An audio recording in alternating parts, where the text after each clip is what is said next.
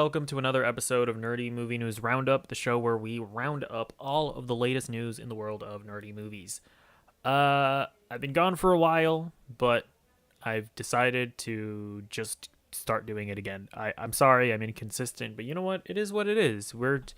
I don't have an audience, so who cares? No, nobody was depending on this, so it is what it is, you know. Oh shoot, I didn't even set this up. Did I? Nope, I didn't. Well, hold on. Here we go. So starting up, first story is, we'll start here. We got a new trailer for the Super Mario Brothers movie. This is the final trailer, as it is called. I think it's really cute. It doesn't really give away a whole lot, to be honest with you.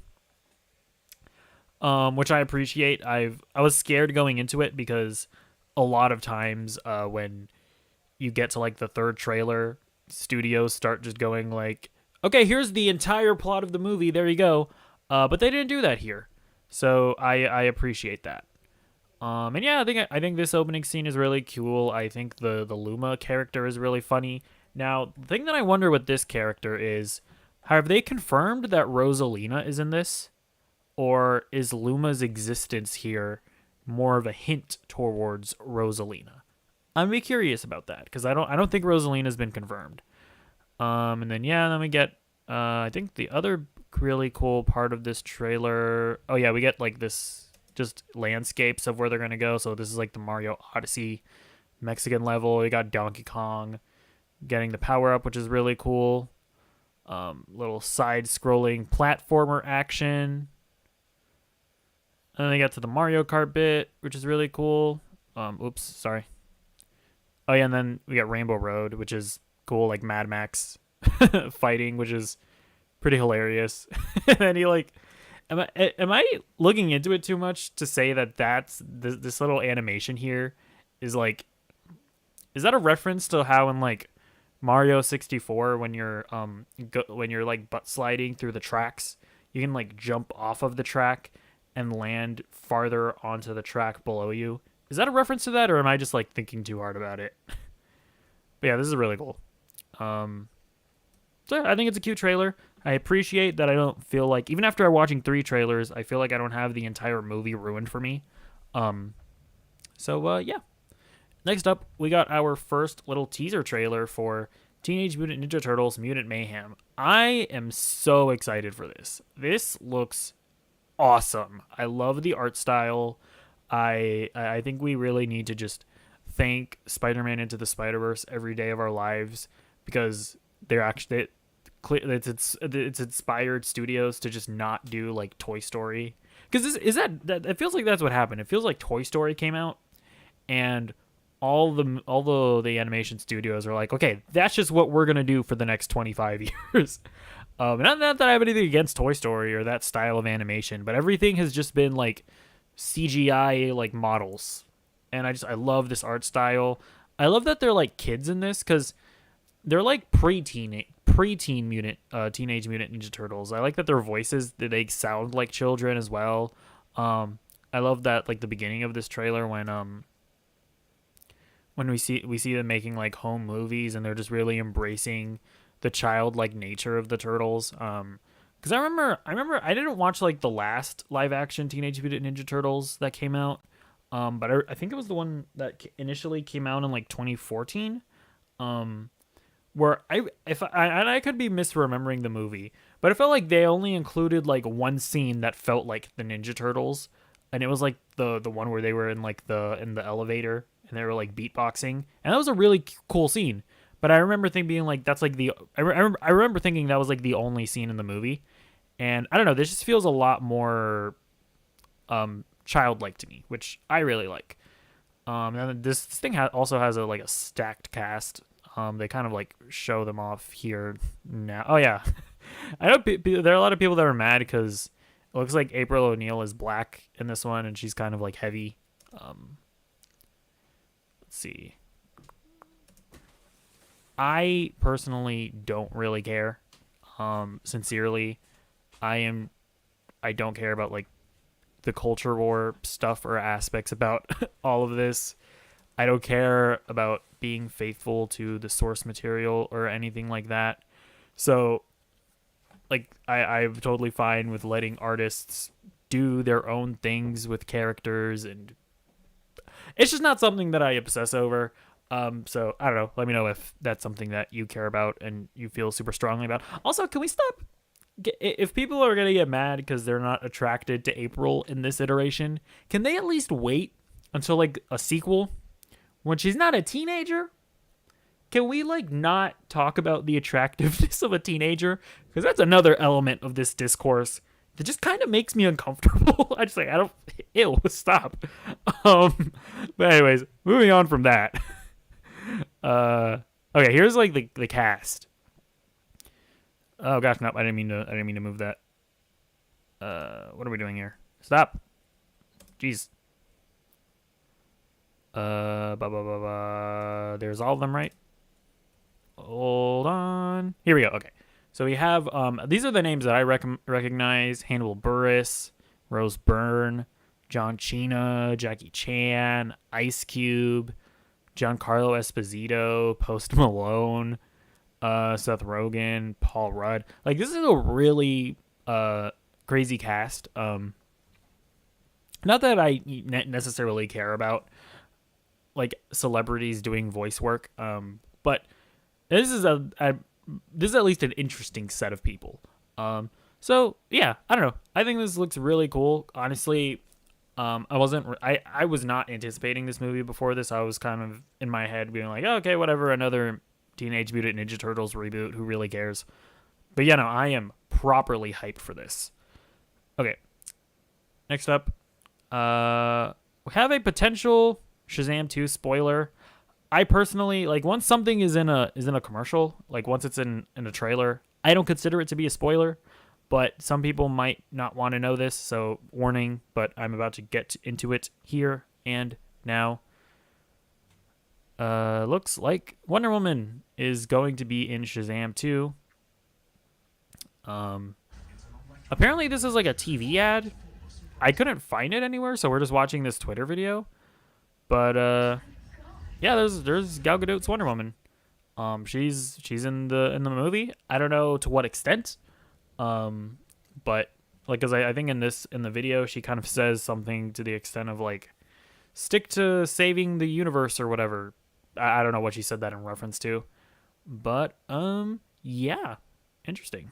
Kind of weird also that the director is like, oh, there are spoilers out, and it's just like, it's not a spoiler. it's in a trailer. But yeah, kind of sucks that it's out there now, but whatever. Is that even really that big of a spoiler? It's like a character being in a movie. Do our excitement for films, do our appreciation of films, does it not go deeper than, oh, I didn't know character was in it, and now the character is in the movie. Oh, I'm so surprised. It's like, is that really that big of an element?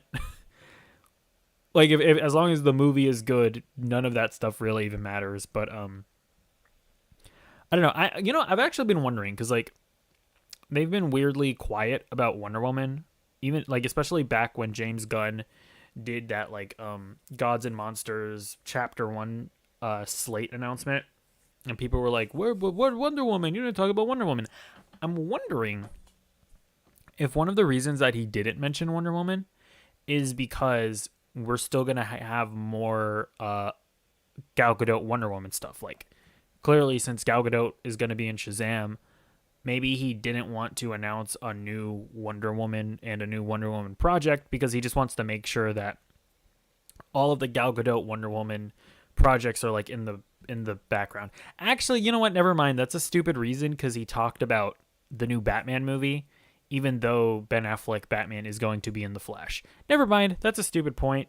We're just gonna move on. But yeah, I don't know. I Wonder Woman, she doesn't really do much for me. I'm neither less or more excited for Shazam 2 now, but I'm sure that moves the needle for some people.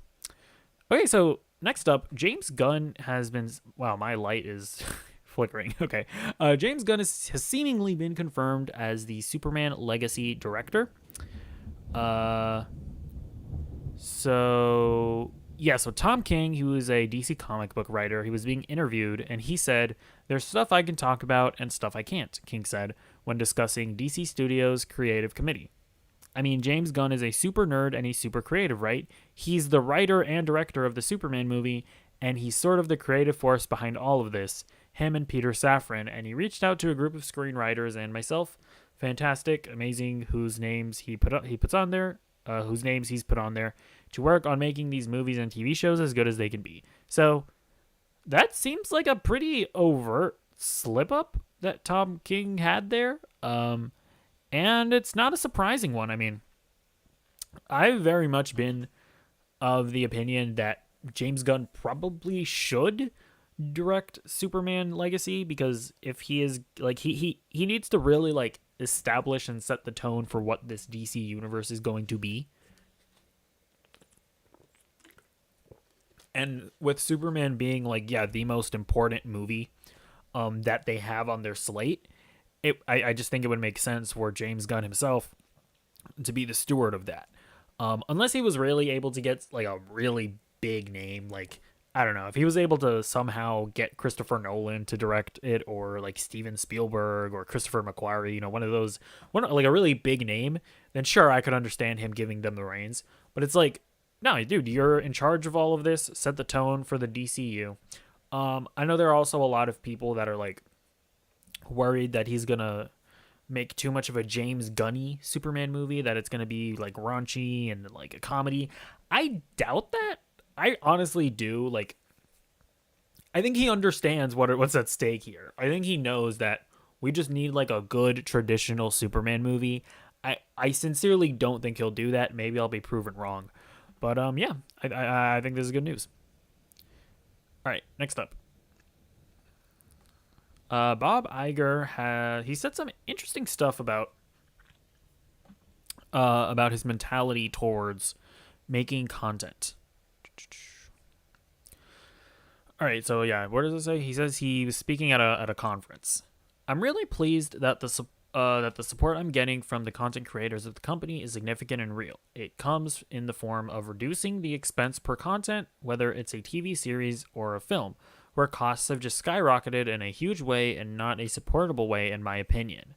So I think that's a really interesting point, because I think streaming services are really now getting to a point where the time is up, right? Because when you look at streaming services like Netflix and Hulu and Disney Plus and whatever, they've never really been profitable.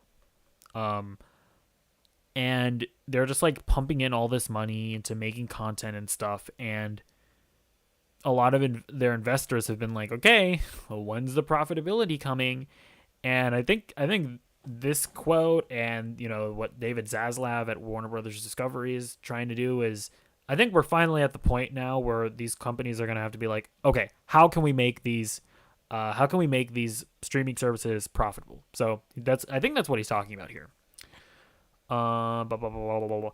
Iger said, adding that it was also about understanding how much volume we need, reducing how much we make, so it's how much we spend on what we make and how much we make.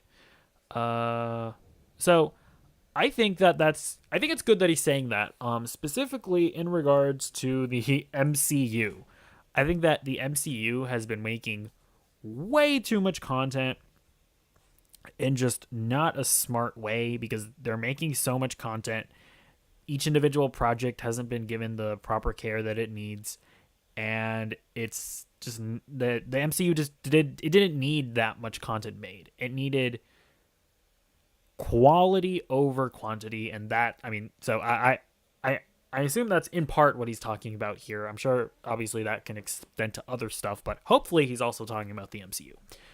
And then he said this other interesting thing here. And as we look to reduce the content that we're creating for our own platforms, there probably are opportunities to license to third parties, Iger said. For a while, that was verboten or something we couldn't possibly do because we were so favoring our own streaming platforms. But if we get to a point where we need less content for those platforms and we still have the capability of producing that content, why not use it to grow revenue? And that's what we would likely do. That's super interesting. Oh, do I not have Okay, yeah, we're getting to this story later that kind of relates to that. Or you know what? I guess I could just move it up. Blah blah blah blah blah. Because that's also what HBO Max is looking to do with Batman. What was this? What was the show called? Batman Caped Crusader. So we'll actually just read this here. But yeah, HBO Max's canceled Batman cartoon lands 2-season order at Prime Video. I don't think there's really any other thing that we need to read in regards to that. But yeah, so this is an animated series being developed by Bruce Timm, who's the creator of the animated series, Batman the Animated Series, Matt Reeves, and J.J. Abrams, and it's been ordered for 2 seasons at Amazon. So I think that this is really interesting that Warner Brothers Discovery and now Disney are going to be looking at, getting revenue by licensing its content to other platforms, which I think is smart because if you look at like the MCU, say one day they really want to make say they have this thing, whatever, a project. My man is blanking on what it could be, but like, I don't know, say they want to make a Howard the Duck show and they're like, yeah, well, you know what, we have this Howard the Duck show, but it doesn't need to be, or you know what, let's say Daredevil isn't R-rated, Daredevil Born Again. And say they decide, hey, we're interested in making an R-rated animated Daredevil series. Well, if you have that, then you can sell that show to somebody else. That way it's not on Disney Plus and it's not infecting Disney Plus with its mature rated goriness and whatever. Yeah, sell that off to Amazon. Get some revenue. And even maybe other Marvel content that maybe isn't even all that graphic, but is just like outside of the MCU, because like I think the MCU is at a point where it's like anybody who's going to subscribe to Disney Plus because of the MCU, they're probably subscribed to Disney Plus. I don't know why you wouldn't be subscribed to Disney Plus at this point. Same goes for Star Wars. So if you're going to make any more MCU content, outside of maybe like 2 shows a year, you might want to consider selling that Marvel content to other places. And same goes for Star Wars and whatever, any other brands that Disney has. So I don't know, this whole, the way the industry is kind of moving at this point is just really interesting to me. Yeah. And by the way, Amazon, kind of a banger place for comic book properties, because Amazon has The Boys. There's going to be The Boys like spin-off show that's coming out later this year called Gen V. They have Invincible. They have a Spider-Man Noir live-action series. They have a Silk live-action series, which is, I think, is, if I understand correctly, is like an Asian female Spider-Man character. And now they have Batman Caped Crusader. So Amazon, they're just like, yeah, sure, we'll take all of this stuff. We don't care. So that's pretty interesting. But anyways, next story. So we got some Star Wars movie shakeups. Again, Disney is incapable of making Star Wars movies. So this article is basically telling us that Patty Jenkins' Rogue Squadron movie is not happening. Neither is whatever movie Kevin Feige was making is happening. That's not happening anymore either. Now it does say here that oh yeah, they also mentioned that they reestablished that Rian Johnson's movie isn't happening. But yeah, so as for the movies that are still happening, we'll read this paragraph here. So what Star Wars movie could slot into that open December 2025 release date? Sources say Thor Love and Thunder filmmaker Taika Waititi continues to work on his possible Star Wars feature, and he would most likely have a part in it as well, similar in prominence to his standout role as the imaginary Adolf Hitler in his Oscar-winning 2019 feature Jojo Rabbit. And although Lucasfilm has yet to officially confirm it, sources say the studio is committed to a Star Wars movie from director Sharmeen Obaid-Chinoy, a 2-time Oscar-winning documentarian, Saving Face, A Girl in the River, The Price of Forgiveness, who made her live-action narrative debut with 2 episodes of 2022's Miss Marvel for Disney+. Damon Lindelof from Watchmen and Justin Britt Gibson from Counterpart were attached in October to write the script for that movie. So that's actually news because I'm not familiar with that person's documentaries, but I really enjoyed Miss Marvel. I think there was some narrative issues with sort of some of the later for the second half of that series, but overall the direction on that series was pretty good. So as of right now, the only 2 Star Wars movies that we like that are still happening, sort of maybe, is the Taika Waititi Star Wars movie and this movie from the Miss Marvel director. So Kevin Feige movie not happening. Neither is Patty Jenkins movie. At this point, I'm as far as I'm concerned, there is no Star Wars movie coming out until I am like sitting in the theater watching it. Until the movie starts and I actually see that a movie exists. Honestly, no. Until the credits roll in the movie, until I've consumed an entire Star Wars movie in the theater, I will not believe that there is a Star Wars movie coming out. Disney is incapable of making one. They are just incapable of working with directors and getting stuff done. It's absolutely insane at this point.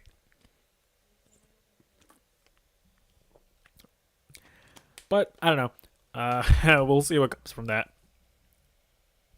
All right. Next story. We got some Joker 2 set photos.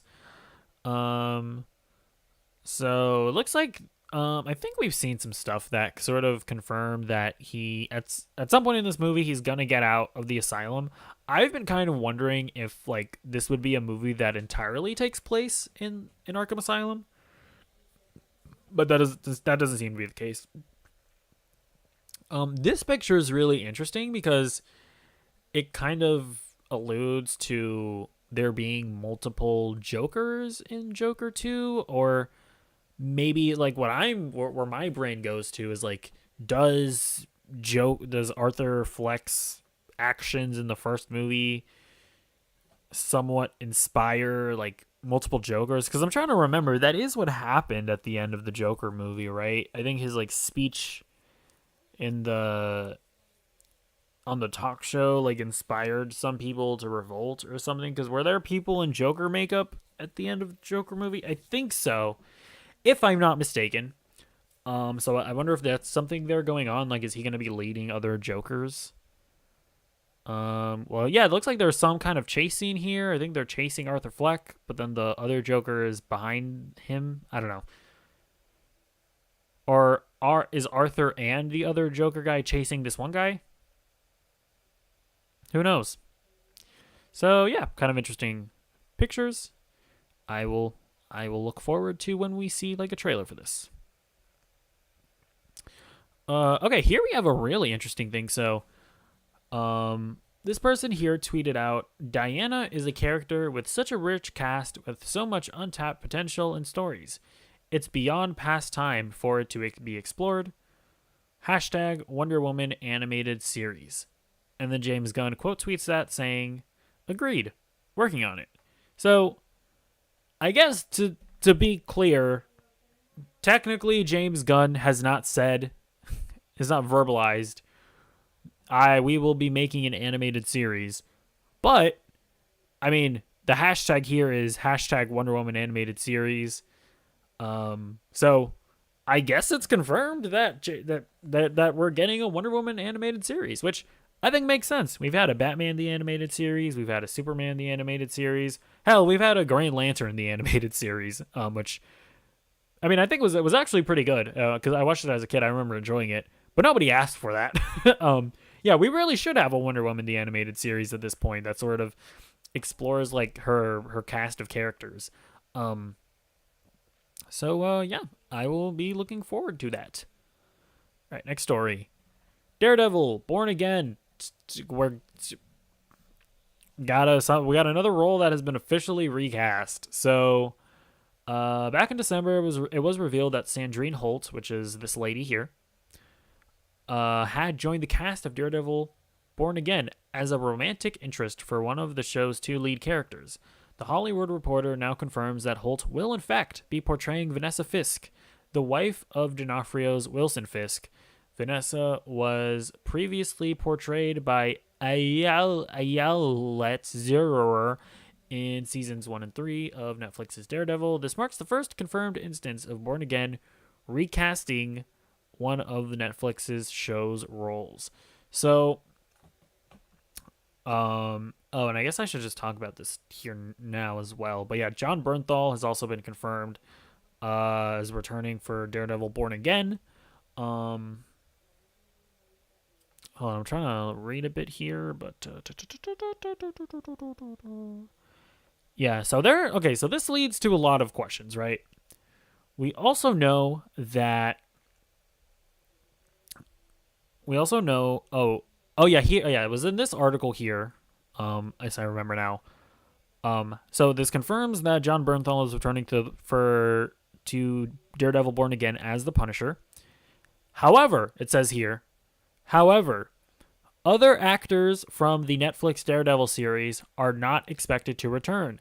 Deborah Ann Woll and Elden Henson, who played classic supporting characters Karen Page and Foggy Nelson, respectively, are not on the roll call for the Marvel series. It is also unclear whether those characters will be recast or excised from the story. So, we have Charlie Cox, Jon Bernthal, and Vincent D'Onofrio returning in their respective roles. We have Vanessa being recast. Now, and we have Karen Page or Deborah Ann Woll and Elden Henson not returning as Karen Page and Foggy. What does this all mean? Because one of my big questions for Daredevil Born Again has been, is this the same Daredevil that was in the Netflix series?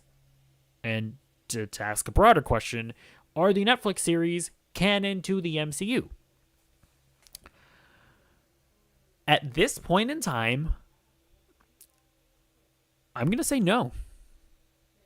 Now, we need a little bit more evidence to really know for sure, but this lady playing Vanessa is telling me that I think this is the point where I've officially crossed that line, and I think I'm finally ready to say that I don't think that this Daredevil is the same Daredevil from the Netflix series.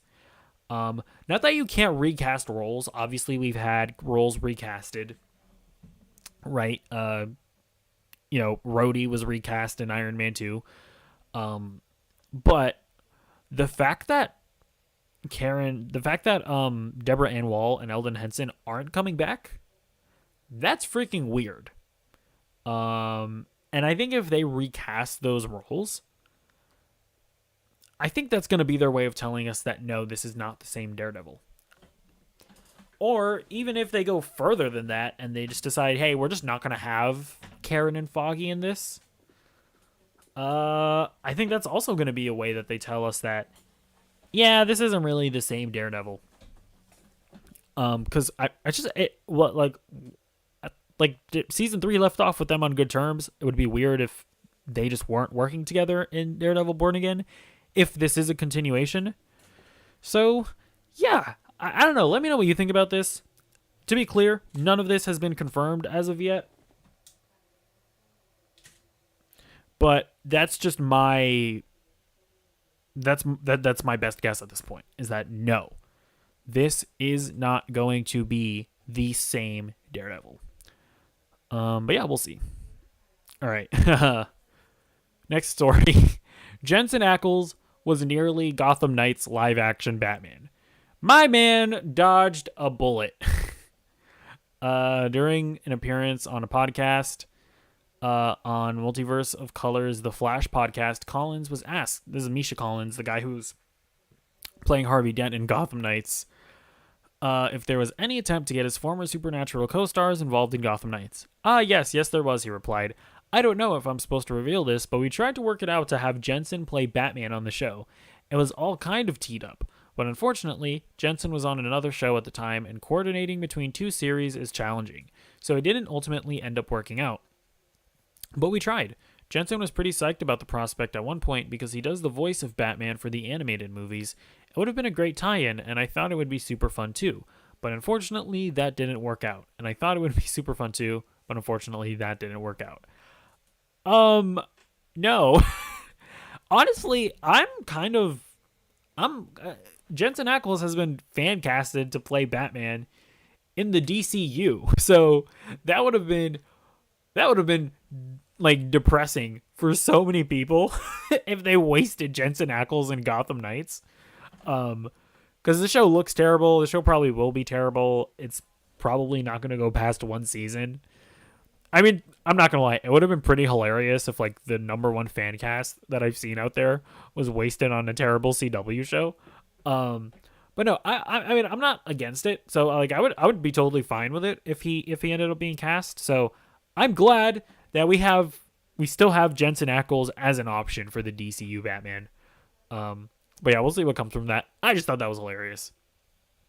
Okay, final story of the day. Marvel's What If introduces a new Native American superhero, Kahori. Let's see. Marvel's What If introduces a new... Yes, with an episode... Yeah. Marvel's What If introduces a new Native American hero named Kahori for Season 2 with an episode centering on a pre-colonized North America. According to Marvel, What If asks, what would happen if the Tesseract fell to Earth and landed in the sovereign Haudenosaunee Confederacy before the colonization of America? The Tesseract takes on a new life and a new mythology, transforming a lake into a gateway to the stars, and leading Kahori, a young Mohawk woman, on a quest to discover her power.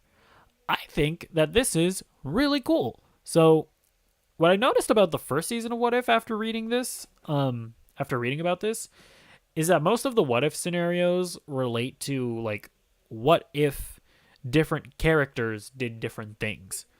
But what I find really cool about this concept is that it's not asking about, hey, what if a character did a different thing?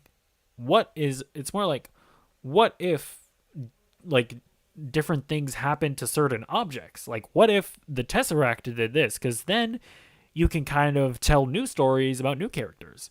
And yeah, I think that's pretty cool. I think this story sounds really fascinating. So hopefully this is a really good episode of What If and not a mid episode of What If, as most of them were. But yeah, that is going to be it for this episode of Nerdy Movie News Roundup. We rounded up all the latest news in the world of nerdy movies. Later today, we got the Oscars, which people may or may not care about. I'll probably watch it. If not, I'll probably just read the results tomorrow morning. But we also have the season finale of The Last of Us tonight, which is definitely something I'm looking forward to. Yeah, if they like nail the finale, this will have been one of the best first seasons of television I've ever seen. This will be one of the best adaptations I've ever seen. So a lot riding on it. I kind of think they are going to nail it though, so we'll see what happens. But yeah, if you enjoyed this video and you would like to see more, please be sure to subscribe to the channel. Ring the bell to be notified when we upload new videos. And also leave some comments. Tell me what you think. What did you think about all of what we talked about today? Goodbye. Goodbye. Goodbye.